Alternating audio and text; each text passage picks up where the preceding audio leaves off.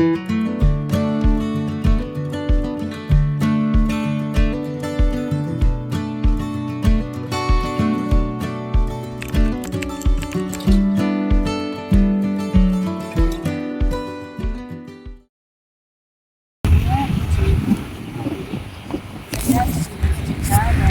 perwakilan mahasiswa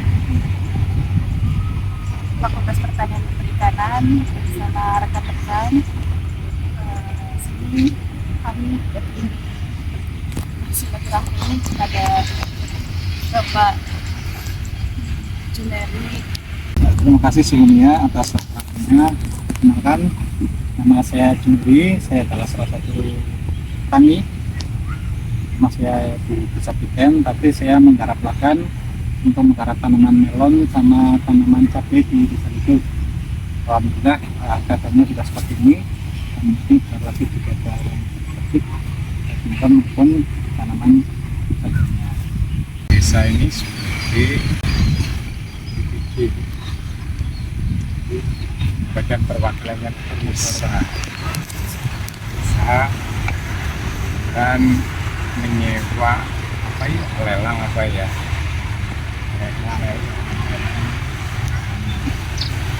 ini masnya sekitar 500 lebih atau lompat.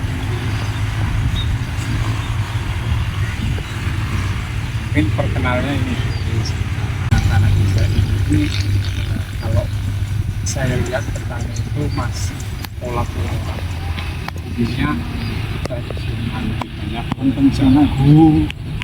Kalau sudah panen 4 bulan, besoknya jadi lagi, besok bisa 1 tahun 3 kali. Ini yang penting bisa mencontohkan inovasi dari petani-petani yang lain. Kalau sudah melihat keuntungan keberhasilan, biasanya ini biasa. Ya, dan ini mencoba seperti itu. Jangankan hamparan seperti ini, janganlah gunung es maupun lautan dengan kalau kita seperti itu kan. Tanam di bawah laut, tanam di atas gunung kan ada yang gitu. Tapi kena tanam petani nggak masalah. Jadi yang namanya petani kadang untuk mengeluarkan modal yang banyak itu kadang masih ragu karena banyak faktor sekali. Hanya banyak sekali faktor yang menyebabkan katakanlah permasalahan tentangnya. Makanya yang kedua, tantangan di sama penyakit ya, sama lingkungan ekstrim juga kadang banjir, kadang hujan, kadang kemarau panjang, kadang berkah itu kan sebuah tantangan. Nah, kadang juga faktor pengetahuan dan pengalaman.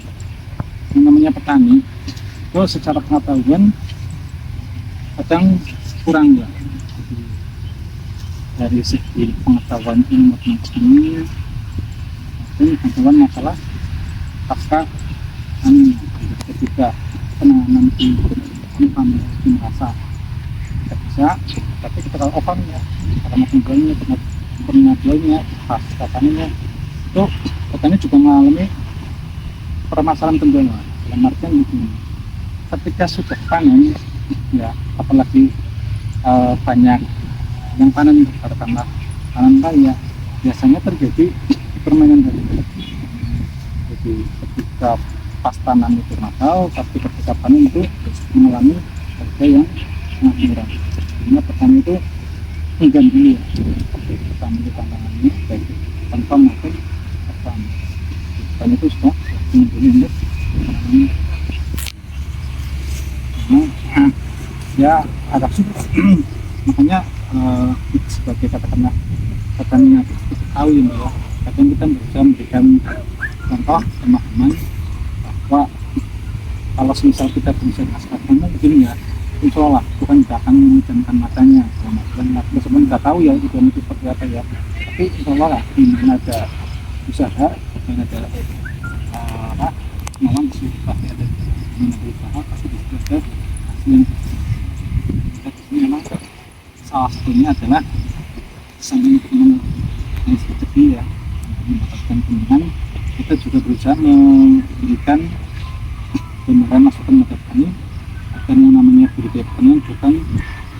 yang dekat kami saja dan yang sekitar dekat kami saja. Tapi masih banyak hal yang perlu dipahami dan dibuat dari dunia Pak kelak mungkin dari para petani itu bisa lebih cak menyikapi permasalahan dan menjadi apa menyenangkan setiap orang. Pasti ada yang diberikan, tapi juga ada yang diuntungkan. Dalam hal kebijakan. Menurut Jagong sih. Kalau saya mencermati sedikit ya, memang ada beberapa hal yang karena kan banyak sekali faktor ketika akan melepas kebijakan. Faktor ini kurang paham. Tapi harus bisa masalah pendidikan pupuk juga di berdasarkan kebijakan ya, itu juga diatur. Terus masalah harga ya, kalau harga memang ada yang namanya tanaman-tanaman atau produksi pertanian sing menyebabkan inflasi, katakanlah seperti itu. Tapi ada kan pangan murah itu dengan bahan itu adalah salah satu cara untuk menekan agar sini. Nah, kalau misal harga terlalu murah ya, memang ya ada kadang ada kemudian katakanlah beras penerapan beras dengan kemudian secara HPP harga kemudian pemerintah itu juga ada. Jadi memang kadang kita tidak tahu ya, tidak paham, tapi sebenarnya ada. Nah, apa yang menyebabkan mereka ataupun petani banyak tidak tahu ya, pertama masalah faktor sosialisasi dan faktor ketertarikan dari masyarakat tani sendiri. Jadi katakan petani tersebut sudah enggan nggak mau langsung menyalahkan pemerintah, seperti itu. Nah, kadang ketika pemerintah mengadakan sosialisasi kurang menarik, kadang seperti itu. Jadi ketika ada penyuluhan, ketika ada apa itu kurang peminat. Termasuk ketika ada pasar murah pun kadang langsung diberi murah nanggung dan sebagainya. Padahal itu adalah salah satu cara yang dijalankan di dalam pemerintah agar hal-hal seperti itu tidak terjadi. Termasuk pupuk juga ya, dan yang namanya pupuk subsidi. Memang pupuk ada di berapa macam. Ada pupuk subsidi atau pupuk non subsidi. Kalau subsidi itu kan pupuk yang dibantu oleh pemerintah, katakanlah urea yang seharusnya harganya 1 kilonya sekitar secara harga internasionalnya itu 1,8 ribu, itu berarti cuma 1.250. Memang kadang banyak langsung menyorot bahwa itu kesalahan pemerintah, tapi tidak segala sesuatu itu harus disubsidi, dibantu. Memang, tapi yang pokok yang menyangkut hajat hidup orang banyak pasti itu akan mendapatkan perhatian dan bantuan pemerintah. Ini seperti itu. Kalau menurut saya sih seperti itu. Kalau saya perhatikan, ya kan ikut juga dalam pertemuan kelompok tani, dalam penyuluhan dan sebagainya, termasuk atlet juga. Ya, kadang melihat memang sebenarnya program pemerintah itu bagus, cuman kadang sampainya ke petani kadang lambat, kadang tidak sampai karena faktor kendaraan dan aksaran. Kendaraan dari petani nggak mau mendekat, dari kadang ketika dari luar itu juga. Kalau saya perhatikannya seperti itu. Cuman ya memang ya masyarakat Indonesia kan banyak banget kan, beragam kan, banyak banget wilayahnya, banyak banget kepentingannya, banyak banget perbedaan, sehingga akhirnya yang nyari jauhnya itu belum sampai semuanya, tapi ketika sampai itu besar ini pasti bisa kadang yang mata itu besar dan tersebut, tapi seharusnya semuanya itu jadi kepedulian masyarakat tadi di wilayah sini, mungkin bahkan se-Indonesia mungkin kepeduliannya itu kurang terhadap pemerintah juga. Padahal ketika masyarakat tani mendekatkan pemerintah itu biasanya banyak sekali peluang-peluang, banyak sekali kebijakan-kebijakan, banyak sekali katakanlah kemudahan yang katakan ketika jauh ya, yang didengarkan hanya yang hal-hal kurang baik ya, akhirnya terstigma dalam diri kita, dalam diri petani tersebut, akhirnya menjadikan pemerintah seperti itu. Pasti memberikan bantuan kepada para petani atau kepada para penyuluh, kemudian diberikan kepada para petani, Pak. Apa tidak apa kayak cuma jarang atau kadang-kadang kan ya, saya kan sering juga pendidikan. Setiap tahun, setiap bulan, kalau misal di breakdown mungkin setiap hari ada semua. Jadi bantuan, kalau subsidi, bantuan pupuk itu jelas ada. Yang penting terdapat dalam sebuah buku yang namanya RPKK, rencana darurat itu pasti ada. Kalau misal tercantum, cuman bagi petani yang tidak tahu ya, itu pasti bilangnya pupuk angel teman loh. Padahal dirinya sendiri yang tidak tercantum dalam RPKK. Itu bisa tahu dari tahun awal adanya katakanlah aturan itu ya, sampai katakanlah berpuluh-puluh tahun itu kadang tidak bisa. Kita tahu yang namanya RPKK, kita tahu yang namanya pupuk subsidi. Artinya mereka pupuk amal teman, pupuk arang teman. Itu seperti itu. Karena apa? Mereka tidak tahu bahwa dirinya tidak pernah ikut dalam sebuah perkumpulan. Karena setiap desa, setiap lokasi, setiap hamparan itu ada yang namanya kelompok tani. Menurut saya itu ada yang namanya kelompok tani. Entah itu di mana tempat di wilayah Indonesia pasti ada yang namanya kelompok tani. Seperti itu. Dan kelompok tani tersebut biasanya terdiri dari beberapa anggota, banyak dari anggota petani. Bisa ada yang 35, ada yang 100, ada yang 50. Itu dalam satu kelompok tani. Cuman mereka tidak sadar bahwa meskipun mereka nggak daftar, karena faktor kepedulian dari petani, ya, kelompok tani itu masih tercatat sebenarnya.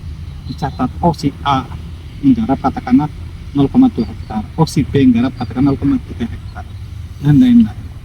Tapi mereka tidak nyadar bahwa mereka itu sebenarnya data, dan mereka taunya apa pupuk angel gitu loh.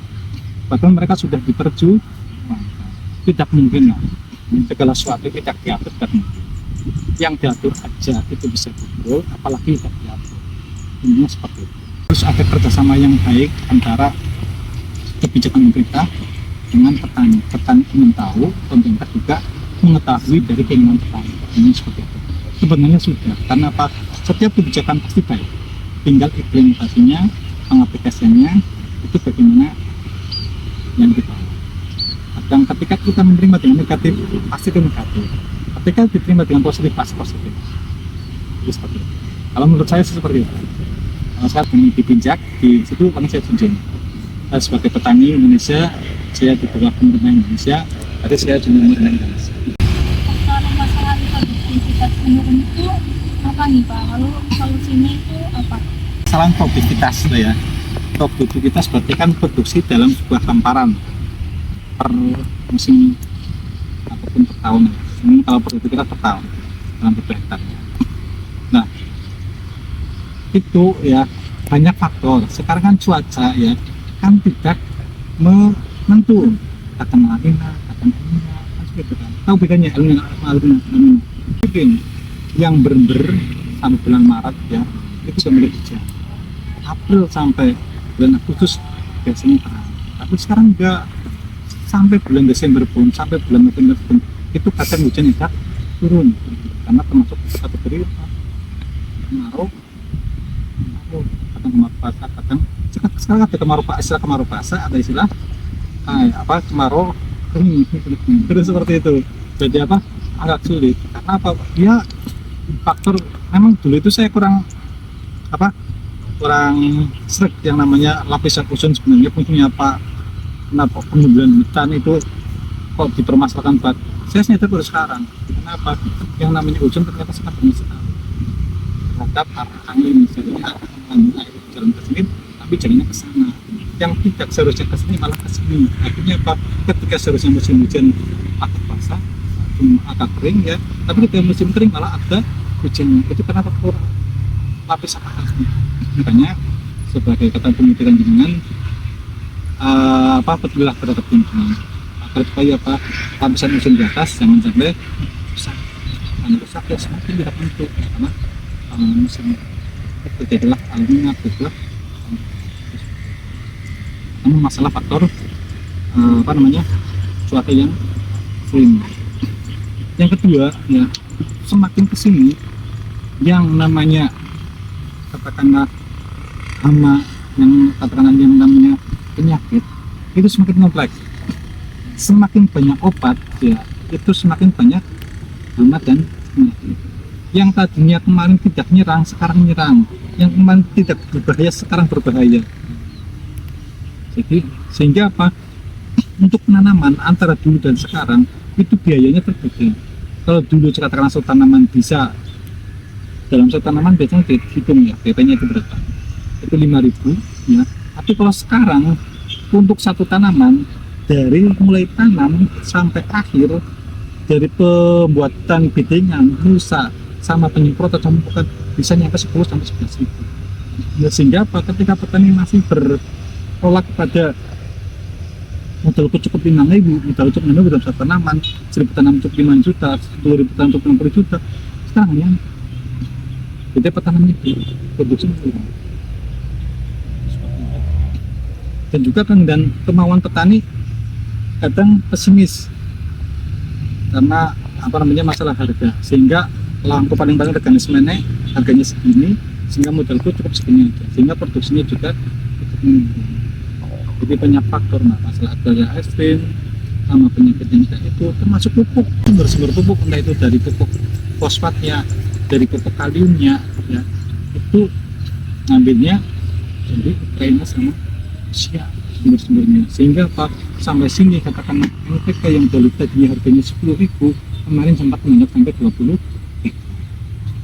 Kalium yang tadinya katakanlah cuma 8.000 seminggu menjadi 15.000, termasuk pupuk-pupuk katakanlah luar biasa. Jadi memang itu juga mengakibatkan sebuah penurunan produktivitas di tingkat petani. Termasuk beban pemerintah dengan subsidi juga sangat banyak. Karena apa? Sebagian besar bahan-bahan untuk mengangkut pupuk itu diambil dari wilayah sama, karena sumber energi pupuk katakan kereta dan sebagainya itu dari Kalau misal modal itu kan terus naik ya Pak, ya, modalnya naik, untuk pendapatannya sendiri itu bagaimana? Tetap atau tetap naik atau itu banyak sekali faktor mas. Pertama itu adalah faktor genetik ya, benihnya ya, itu bagus apa tidak. Yang kedua adalah faktor lingkungan, cuacanya ekstrim atau tidak. Terus yang jenengan berikan pada tanaman itu apa saja juga berpengaruh, dari pupuknya ya, dari obatnya, dari faktor-faktor pendukungnya lainnya, termasuk musanya dan sebagainya, itu juga berpengaruh. Jadi semakin banyak ya, itu juga semakin baik. Nah, hubungannya sama harga ya, harga tetap mas itu tergantung sama demand and supply and demand. Karena apa, kalau semisal banyak permintaan barangnya kurang berarti harganya tinggi, tapi kalau barangnya banyak permintaan kurang harganya rendah. Makanya sebagai petani kadang ada beberapa trik ya.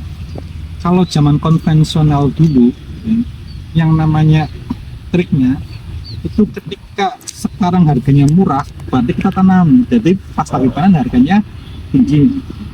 Ada yang model seperti itu, ada yang model ajak untuk orang banyak ketika tahun baru ya, ketika hari raya ya, ketika ada lagi yang mempunyai koneksi hubungan dengan katakanlah perusahaan-perusahaan ini kan banyak banget, ada Bintang Asia, ada Panamera, Bintang Yusuf, terus kapal terbang dan sebagainya, ada ratusan perusahaan.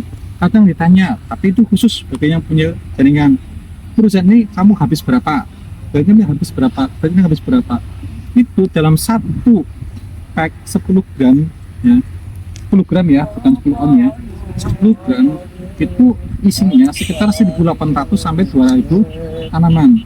Padahal satu perusahaan dalam satu periode tertentu bisa habis katakanlah 3 kintal, bisa hitung sendiri. Ada yang habis 5 kintal, ada yang 2 kintal. Nah, ketika katakanlah barangnya keluar di atas 2 ton katakanlah, itu berapa sendiri yang tanam di wilayah itu. Nah, itu yang menyebabkan kadang apa, oh berarti anak ini lagi mentuakai banget aku rasa nganggur, bisa dipastikan ya harganya akan ada yang seperti itu, tapi khusus bagi orang-orang yang mempunyai konektivitas dengan para katakanlah yang punya yang. Tapi kalau yang sifatnya kata biasa ya akhir lagi musim sulit nandur, biasanya harganya larang. Saya punya teknologi yang nandur sekarang. Oh lagi musim hajatan, oh tahun baru, oh tahun hari raya dan sebagainya. Itu yang seperti itu. Banyak trik dan metode dan cara, sebenarnya seperti itu. Jadi kalau misal terjadi ingin supaya antara yang dikeluarkan sama dihasilkan itu lebih banyak. Ini seperti itu. Bulog. Ya artinya yang menampung beras. Ketika over, Bulog yang menerima sehingga harga bisa stabil beras. Tapi produk-produk lain seperti lombok, tomat, terus melon ya, ini nggak bisa gitu loh. Nah ini akan terjadi fluktuatif harga yang sangat-sangat bagus ya, untuk petani gitu. Coba kalau pemerintah bisa melihat seperti itu gitu. Artinya ketika overproduksi bisa ditampung, kemudian bulog lombok lah katakanlah ya itu kan harus punya peralatan yang ekstra, itu harus misalnya itu akan lebih menarik atau bisa petani itu lebih sejahtera. Kalau ini petani ya sejahtera tapi dilihat dari area. Kalau yang stabil kan kenaikan kan nggak seberapa, penurunan nggak seberapa. Emang kalau yang namanya cabai kan fluktuatif banget. Katakanlah bisa 8.000 ya, tapi ketika lagi tinggi bisa nyampe 150.000, 100.000 lebih. Itu kan terlalu kesenjangan terlalu jauh. Memang di sini pemerintah yang itu kadang mengakalinya dengan koperasi pasar yang saya sebutkan. Dan ketika kita itu mau bermain aman-aman saja, kan, tapi ya berarti standar, karena aman-aman berarti standar. Misal kemitraan dengan perusahaan kaca saus, dengan perusahaan sambal, kemitraan dengan perusahaan apalah yang bergerak dalam bidang katakanlah hasil-hasil dari pertanian. Nah, dan kemitraan tersebut biasanya memang secara harga tidak wah-wah banget. Misal dalam 1 kilo cuma dihargai 14 sampai 15.000. Jarang-jarang yang di atas 25 jarang-jarang. Maksimal itu 20.000. Itu pun jarang banget. Biasanya 15.000. Karena udah dihitung produknya sekian, berapa, ya, terus habisnya berapa, tanya ketemu angka. Tapi harus manut, ketika harga rendah ya harganya segitu, ketika harganya sampai 50.000, 60.000 ya dijual seperti itu. Nah, petani lebih suka gambling, untuk menawar guna, untuk menawar harganya itu ketika panen lebih tinggi. Tapi ya monggo, jadi kita itu menilainya itu seperti apa. Ketika kita itu selalu menilai negatif, berarti negatif. Ketika kita itu menilai positif, positif. Jadi kebenaran itu cenderung yang bentuk apa yang kita suka cenderung dibenarkan, apa yang kita suka cenderung disalahkan. Kalau menurut saya seperti itu. Terima kasih atas waktunya sudah didengarkan. Lalu kami mohon maaf bila disampaikan yang disengaja Belum. kami dan Ya di sini aja. Waalaikumsalam.